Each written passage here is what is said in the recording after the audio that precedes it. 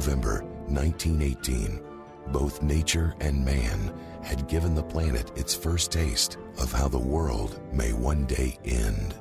On one front, the Spanish flu pandemic is still stacking bodies that adds up to millions, while on another, the first conflict ever to be declared a world war staggers to its conclusion, having virtually wiped out a generation of Europe's young men. War is the most contemporary theme, no matter where the war is set. Why? Because wars are always the same. A Century of November was adapted for the big screen by Hollywood screenwriter Jay Wolpert.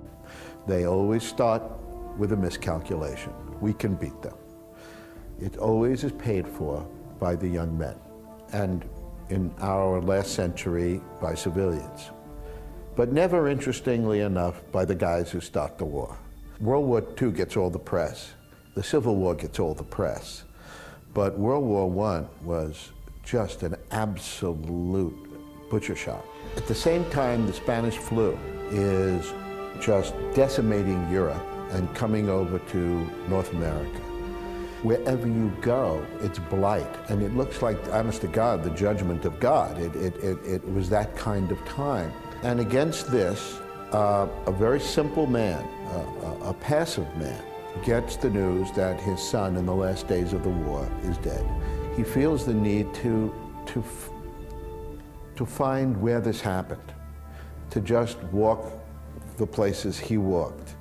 And so he decides to go over there.